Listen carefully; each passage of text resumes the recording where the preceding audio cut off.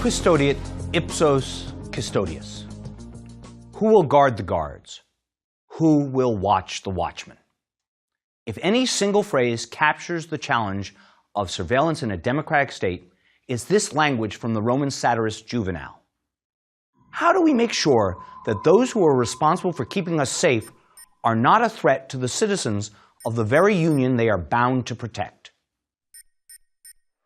In East Germany, the Stasi internal security apparatus saw itself as both, quote, sword and shield of the party, and advanced the Communist Party's interests over those of individual citizens.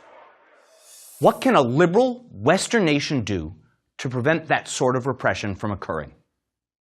America faced that very question in a significant way during the early 1970s.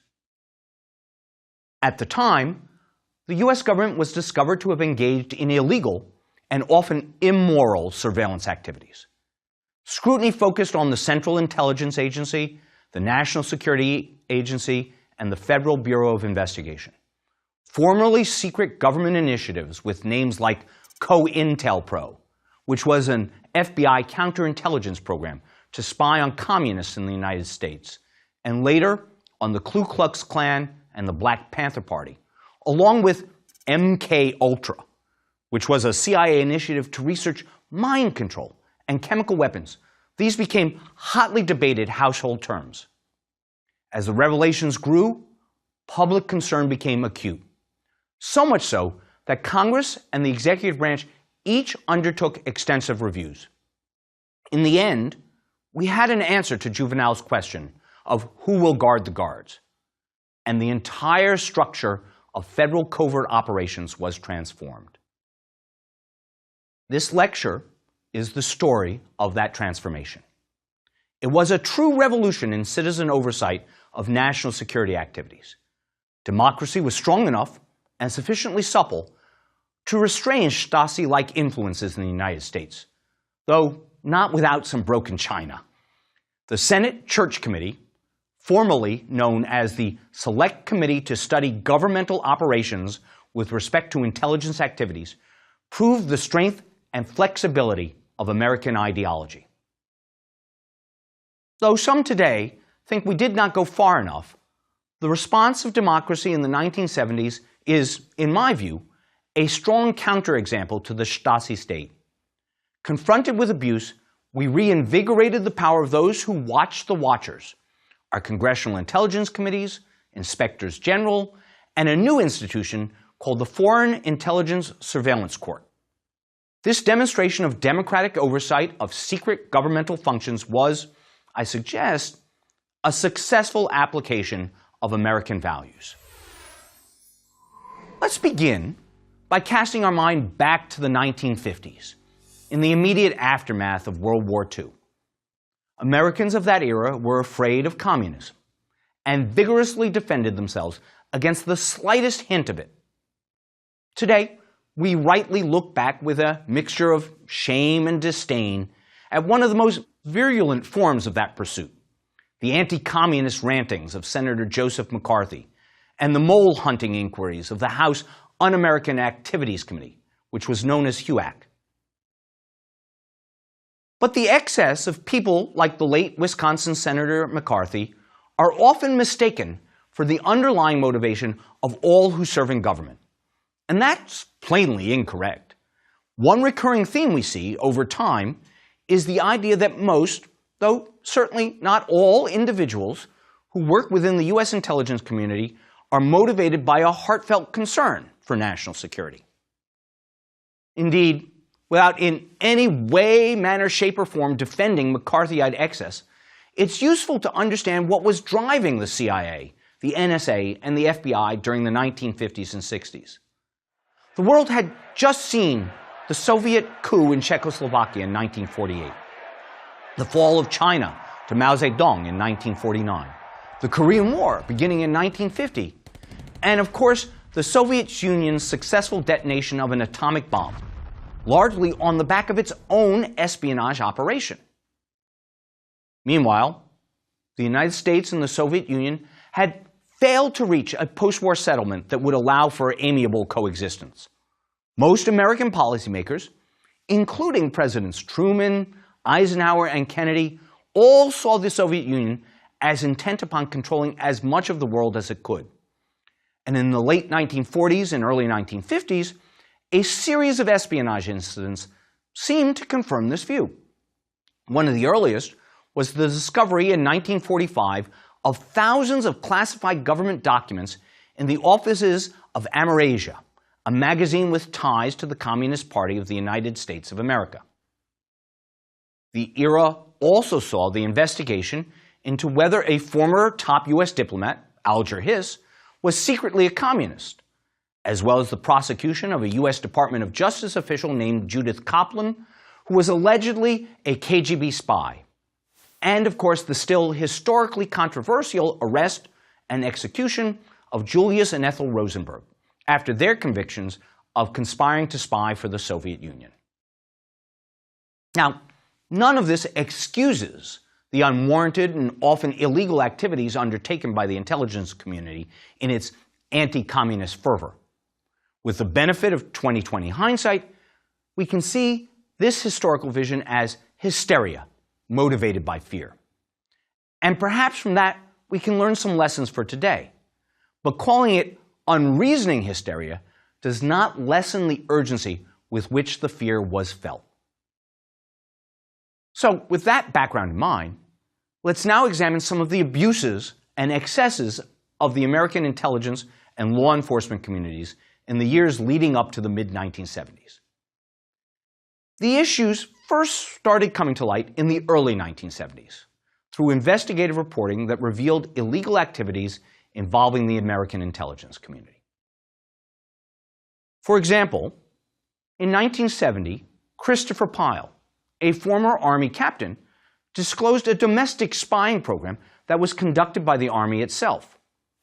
The folksy North Carolina Senator Sam Ervin, who later in his career became famous for chairing the Senate Watergate investigation, was among the leaders of the early Senate probes into this reported Army spying on Americans. Then, in 1974, Seymour Hersh, an investigative reporter for the New York Times, published details of several CIA operations that over the years had come to be called the family jewels. Hersh exposed activities ranging from covert efforts to subvert foreign governments to intelligence activities within the United States aimed at political opponents of the executive branch. These revelations led to the House and Senate independently chartering two select committees for thoroughly examining how America's intelligence and law enforcement communities had conducted themselves. Long Island Congressman Otis Pike chaired the House committee. Idaho Senator Frank Church chaired the parallel committee in the Senate, hence its name, the Church Committee. In addition, in 1975, President Gerald Ford asked Vice President Nelson Rockefeller to lead an internal investigative review by the executive branch, an inquiry known as the Rockefeller Commission. Over the course of the next 2 years, these three panels worked at a frenetic pace. Here are some of the things we now know about surveillance in America during the 1950s and 60s. And this is just a representative sample. It's by no means comprehensive, and it doesn't even include many of the non-surveillance activities that were also uncovered. Beginning in the mid-1950s, for example, the CIA and the FBI ran a program known as HT Lingual, a program that continued in operation until 1973. HT Lingual operated as if it were a mail cover program. That is, a system by which the government records all of the information on the outside of an envelope or package. Typically, this involves recording, at a minimum, the name and address of the sender and of the recipient. Now, mail programs like this are almost certainly lawful and constitutional, and they've operated in the United States for more than 100 years. So that's not the story. But HT Lingual was different because it went beyond reviewing the outside of the mail envelopes. It also involved the illegal, illicit, and secret opening of mail without a warrant to read the contents of the letters inside the envelope. The CIA, under HT Lingual, illegally opened more than 215,000 pieces of mail. And of course, the CIA went to great lengths to keep its operations secret, even from the U.S. Postal Service. Mail was moved to a private room, or in some instances, opened at night, so that postal officials were unaware of the illegal CIA activity. Another significant CIA program was dubbed Operation Mockingbird. In broad strokes, this program involved efforts by the CIA to influence press coverage and plant propaganda through witting and unwitting journalists alike. It's said that at the height of the program, as many as 25 journalists participated with the CIA as cooperators. The first indications that such a program existed came out in the late 1960s.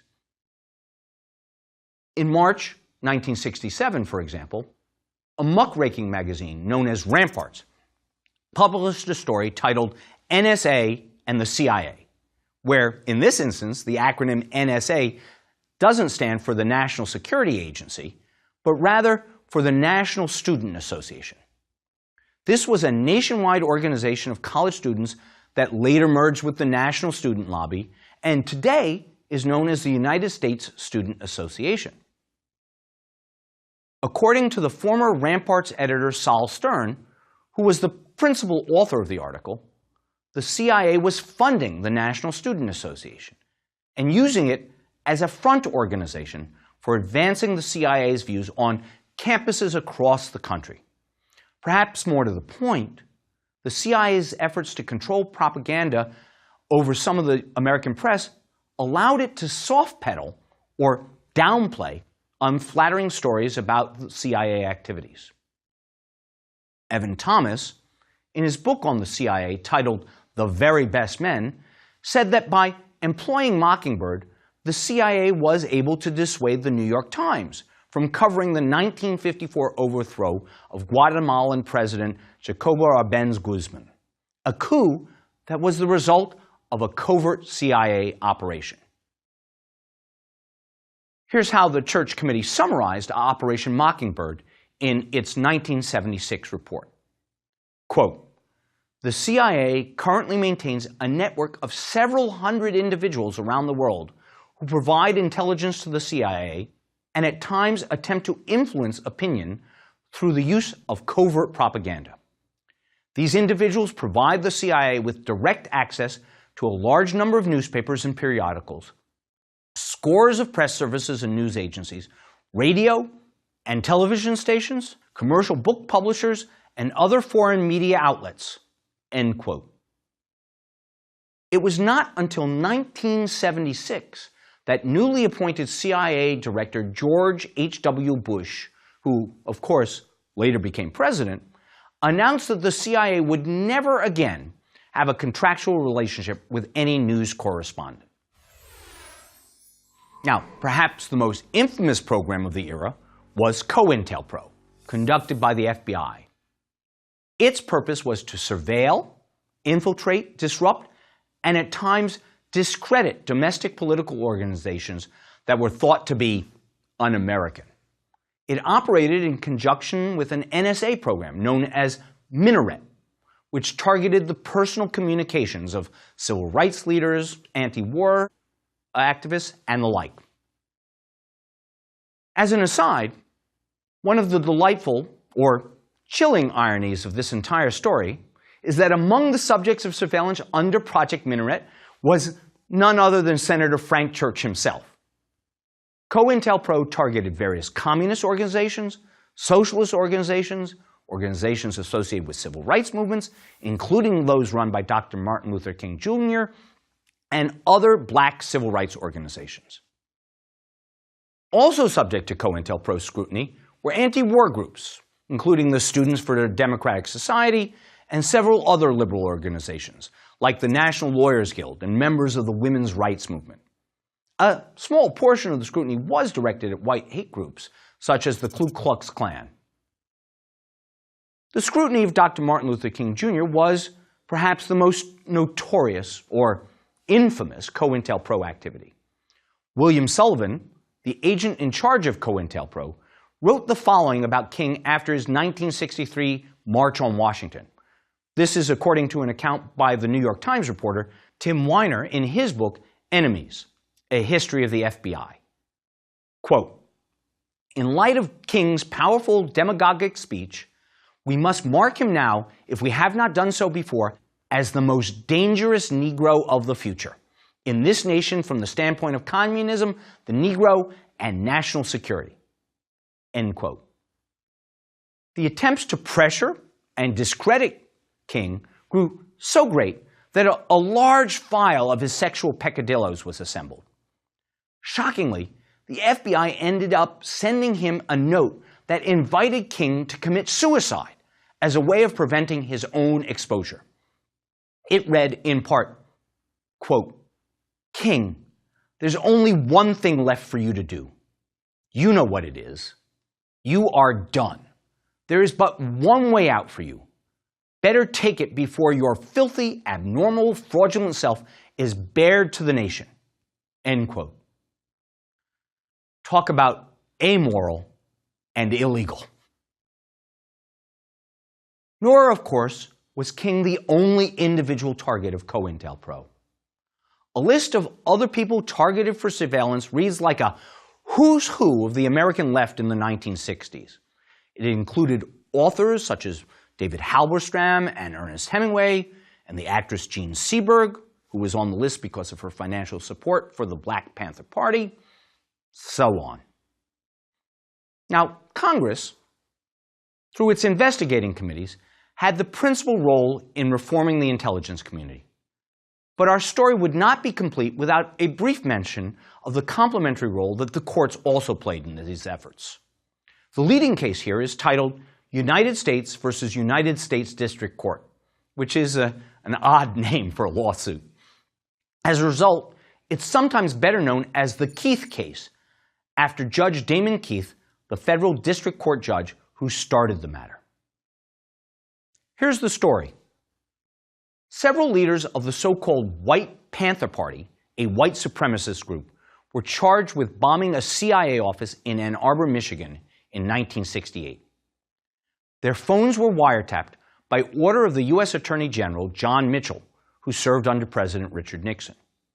Mitchell said that no warrant was required to authorize the interception because the defendants posed a, quote, "clear and present danger to the structure or existence of the government." Judge Keith responded that the Attorney General's rationale was insufficient and ruled that warrantless interception and surveillance of domestic conversations was unconstitutional.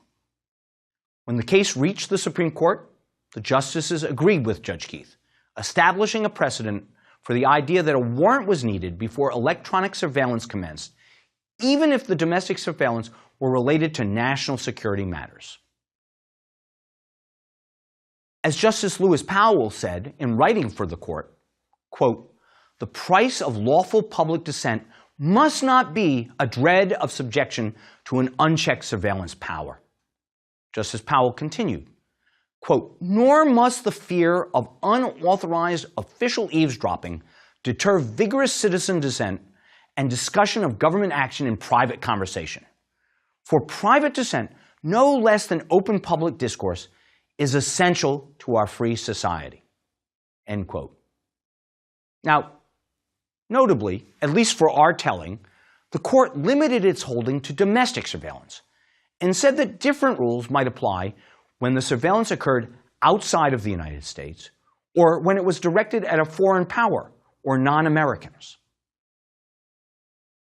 Now, there is little that can be said in support of these illegal domestic spying activities by our intelligence and law enforcement agencies. At the outset, perhaps those who instituted them thought they were doing so for valid reasons. But as the surveillance programs morphed, they became increasingly divergent, both from their original justifications and even from any practical reality. Any country whose government contemplates a plan to threaten to disclose a citizen's unwanted pregnancy, as the U.S. did to Jean Seberg, is one that neither represents nor defends the people it serves, and is dangerously out of touch with social norms and conventions. When all is said and done, there is a real value in the authoritative, constitutional, and reasoned reviews of the Church, Pike, and Rockefeller committees. Through their diligence, they exposed unlawful and unregulated intelligence and law enforcement activity. And the result, stricter oversight, was a triumph for democratic principles.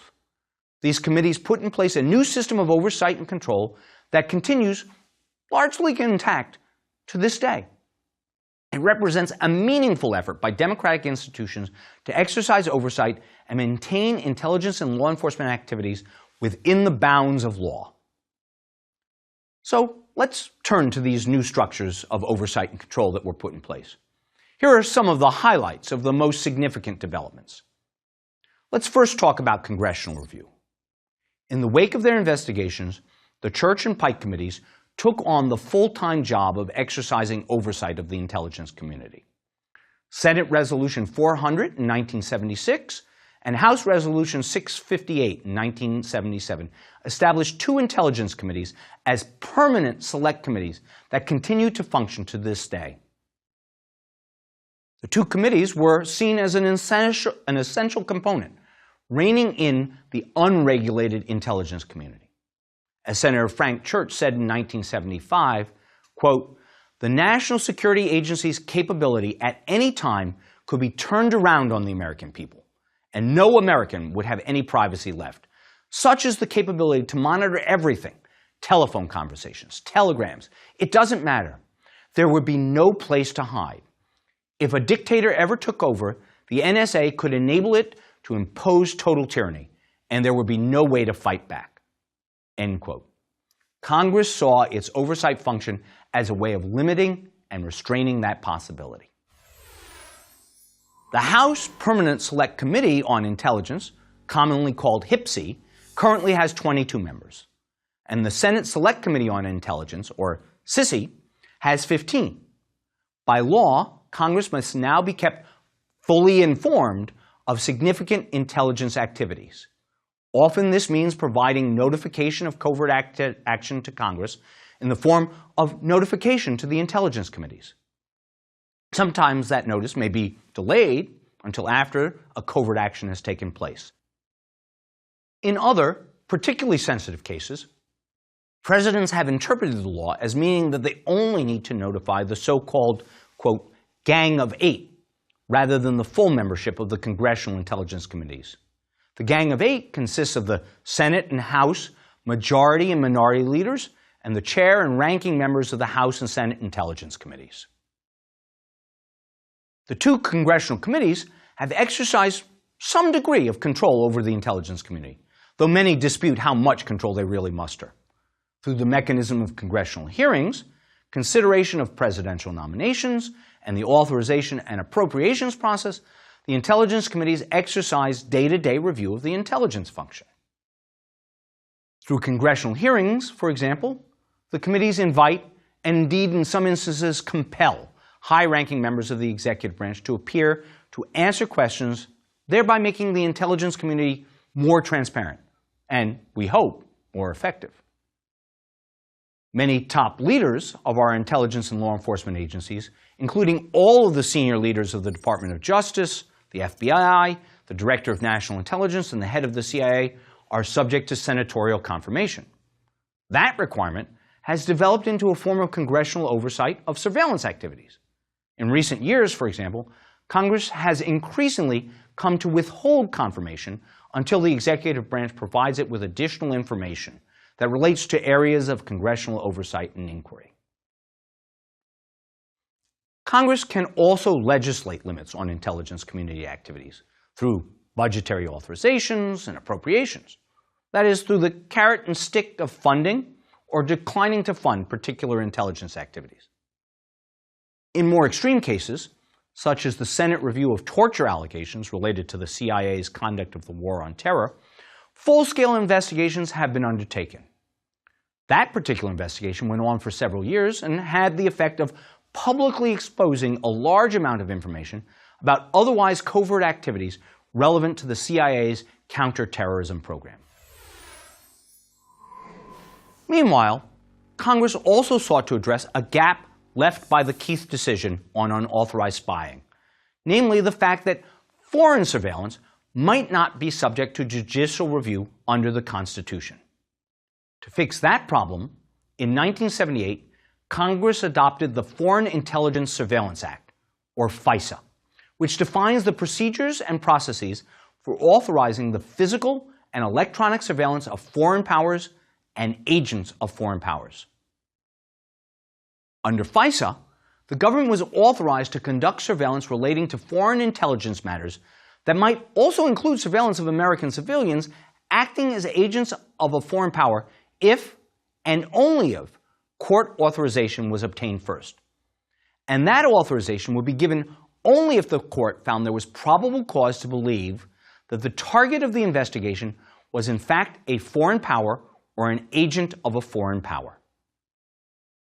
In addition, if the target of the surveillance were a U.S. person, there also had to be probable cause to believe that the person's activities might involve espionage or other similar conduct in violation of the criminal statutes of the United States.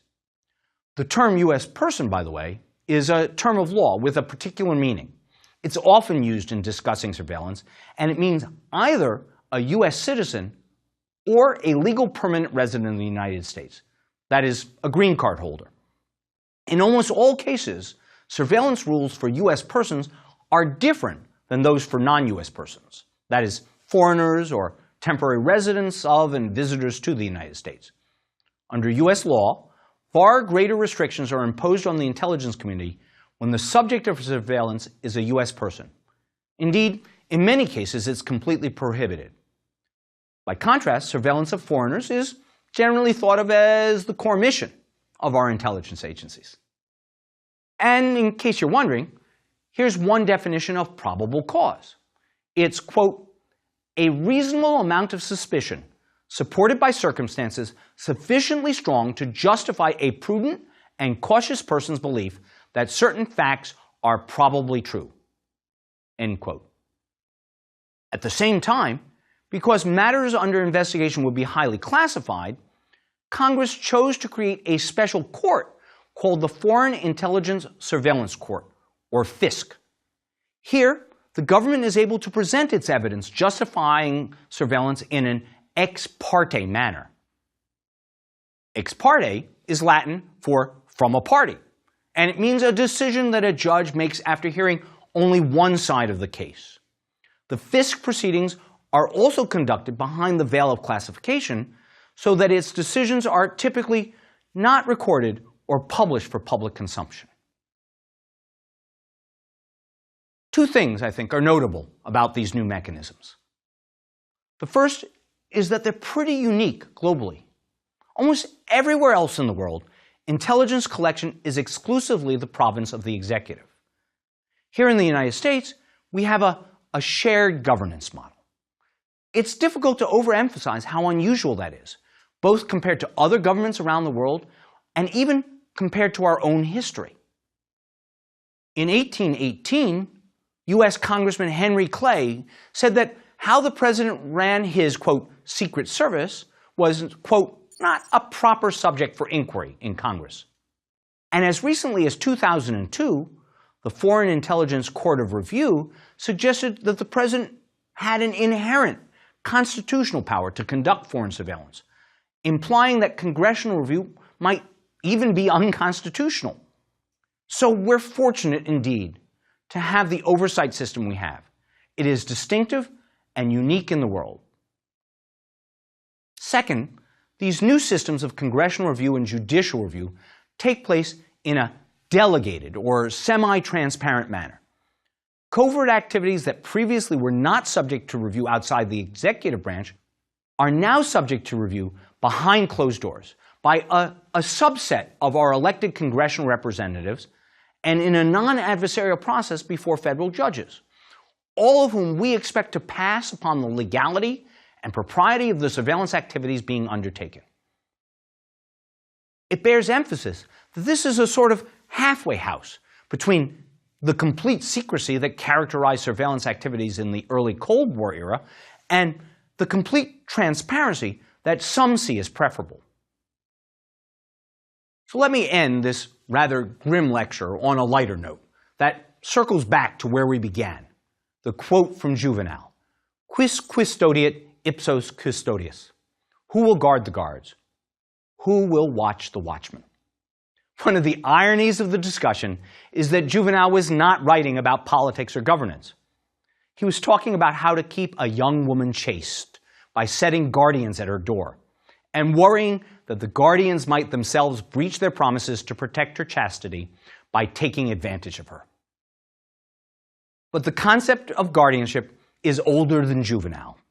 It has its origins in an idea advanced by Socrates that to protect society, we should have a group of societal guardians. Plato's Republic proposed that the answer to the problem of guardian misconduct was the education of their souls. More recently, as we have seen, the notion of trusting our educated Platonic guardians no longer suffices. The result was the creation of a system of oversight and audit that we have been in the process of fine-tuning ever since the 1970s.